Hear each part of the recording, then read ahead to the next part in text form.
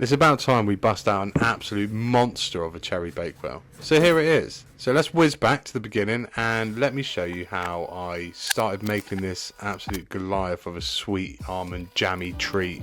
So, first things first, this big old slam of pastry, jam and frangipane quite simply starts humbly with the pastry. The bottom layer, which I use 400 grams of plain flour, 200 grams of cold unsalted butter, cubed, 100 grams of icing sugar and 2 large British free-range eggs. For this particular recipe of pastry, what we do is we combine the flour and the cubed unsalted butter until it creates some sort of breadcrumb-esque resembling substance. Add in some icing sugar, whisk that in, fold it all together, and then obviously the eggs on top. For this particular dough, the key is to avoid overworking the pastry, so don't mix it too much. Then you want to flatten it into a disc, wrap and chill for half an hour to an hour, or if you're lazy like me, do not flatten it into a disc and just leave it whole, bag it in the fridge in the bowl. And obviously whilst we are chilling, it's always good just to prepare the tin, so I'm going to use my very well used 22cm cake tin, which I use for 90% of bakes at the minute, but butter that up and then we get to rolling out the pastry. So obviously the fact that we got to roll out the pastry now is the leading contributing factor for why I did not flatten it into a disc. It makes 0 sense for me. So what you want to do is roll it out and then put it into a disc-ish shape. Put it into the cake tin that you've just buttered. Or if you like me, you're going to roll it out into a disc shape. Then it's going to stick to the surface for some reason, even though I floured it well enough. It's not going to lift up without causing any holes. You're going to get tired of trying to make it a disc and just shove it in the tin anyway and start palming it in until it's in the right sort of shape. Like that. Then we come to the part which is called a blind bake. Now don't ask me why it's called a blind bake. Why not just the first bake or a pre-bake or just the pastry bake? I'm not entirely sure. However, what you're meant to do is line the pastry with baking paper and then fill it with either baking beans or dried rice, or do it like I did and not do any of that and just bung it in the oven as is. So whilst the pastry is getting its bake on, I'm going to utilise some time and start cracking on with this frangipane. As much as it is a funny word, is for me 250 grams of softened unsalted butter, 250 grams of caster sugar, 5 eggs, 250 grams of ground almonds, 75 grams of plain flour, 1 teaspoon almond extract, 1 teaspoon vanilla extract, and breathe. Now it's quite simple, this fella. All you do is beat together butter and sugar until it's sort of pale and fluffy.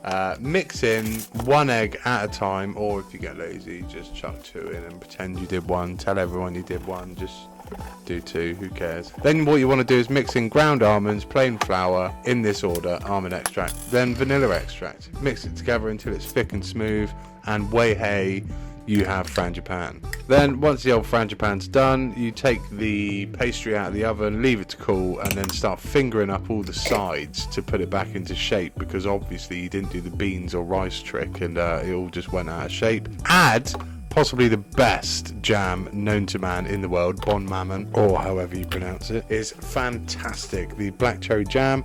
Add your freshly made frangipane on top, and it's good to go back in the oven.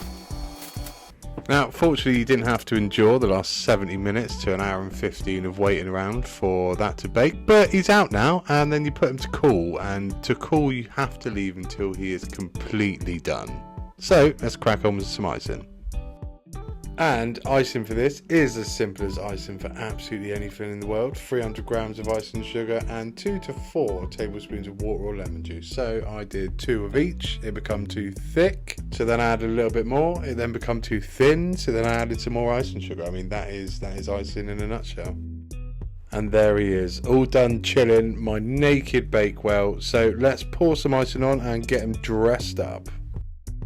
And let's be fair, in hindsight, probably should have left the icing a little bit thicker because it's running all over the place. But listen, do you know what I mean? Who's going to complain? That is an absolute slab of bakewell right there, which was absolutely stunning. So the icing is now on and, you know, kind of dripping off again. It did work to my benefit though. We kind of dress it up with some flaked almonds and some glacé cherries, whatever you want to call them. And then obviously the bits that were dripped off are then kind of drizzled back over it to add a bit of a nice sort of effect, you know, why not? I mean, look, let's be fair. The icing, the almonds, the cherries, it's, you know, it may not have been done perfectly. It may not be Michelin star cake worthy. However, I can guarantee you've never seen one like this before. He is unique. Figured I had absolutely nothing to do with the rest of those cherries and a few more almond flakes. So I thought I'd bang them straight back on.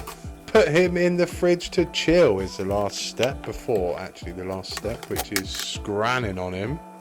And unlike the last video where I did forget to do a cross section and a weigh, I did not do that this time. There you go, 2650 grams, so just over 2.5 kilos of Cherry Bakewell there for your viewing pleasure.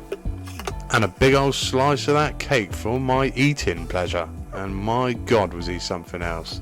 Mr. Kipling, eat your heart out, my boy. God, look at him, he's got to be nice. He's gone in for a big old second bite. I mean, he actually went in for a third and a fourth, but obviously you've got to have some decency on camera, haven't you? But thanks for the watch.